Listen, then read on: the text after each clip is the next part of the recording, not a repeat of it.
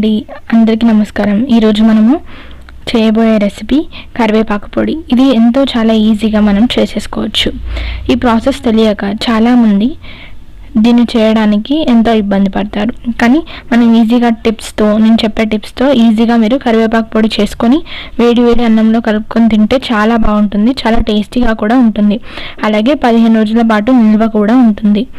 మరి ఇంకెందుకు ఆలస్యం, లెట్స్ స్టార్ట్ ద రెసిపీ.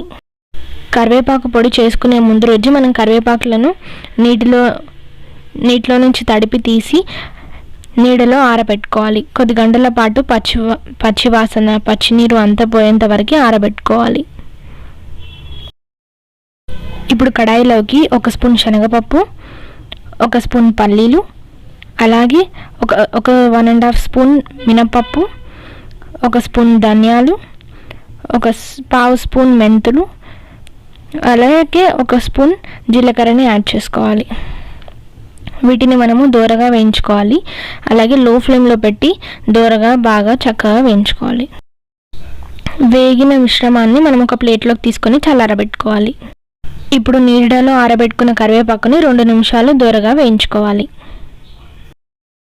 కరివేపాకు వేగేలోపు మనం ఇక్కడ 50 గ్రాముల ఎండుమిర్చి, కాస్త చింతపండు, అలాగే 2 వెల్లుల్లి గడ్డలను సిద్ధం చేసుకొని పెట్టుకోవాలి. చూసారు కదా, 2 నిమిషాల తర్వాత కరివేపాకు అంతా ఎలా దోరగా వేగిపోయిందో. ఇప్పుడు ఈ కరివేపాకుని ఒక ప్లేట్లోకి ట్రాన్స్ఫర్ చేసుకొని చల్లారనివ్వాలి. ఇప్పుడు అలాగే మనం సిద్ధం చేసి పెట్టుకున్న ఎండుమిర్చిని ముక్కలుగా చేసుకొని ఒక 2 నిమిషాల పాటు దోరగా వేయించుకోవాలి. వేగిన ఎండుమిర్చిలోకి ఇక్కడ మనం సిద్ధం చేసి పెట్టుకున్న చింతపండుని వేసుకోవాలి. అలాగే నేను ఇక్కడ రుచికి సరిపడా 1.5 టేబుల్ స్పూన్ గల్లుప్పునైతే యాడ్ చేసుకుంటున్నాను. మీరు మీ టేస్ట్కి తగ్గట్టు ఉప్పును అనేది అడ్జస్ట్ చేసుకోవాలి.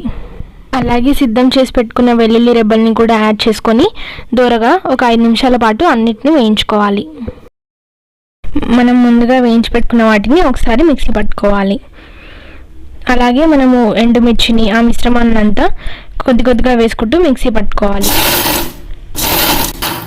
మనకి కరివేపాకు పొడికి కన్సిస్టెన్సీ అనేది మరీ అంత మెత్తగా ఉండకూడదు, బరుగ్గా ఉండాలి. అప్పుడైతేనే మనకి రుచి చాలా బాగుంటుంది. సో వీడియోలో చూపించిన విధంగా కన్సిస్టెన్సీ అయితే కొంచెం రఫ్గా బరుగ్గా ఉండాలి. మరీ మెత్తగా ఉంటే కూడా అంత బాగుండదు. సో చూసారు కదండి, ఇలాగే మనము కరివేపాకు పొడిని నేను చెప్పిన టిప్స్తో కనుక చేసినట్లయితే పర్ఫెక్ట్ కరివేపాకు పొడి అనేది వస్తుంది. దీన్ని మనము 1 నెల పాటు స్టోర్ చేసుకోవచ్చు ఎయిర్ టైట్ కంటైనర్లో పెట్టేసుకొని.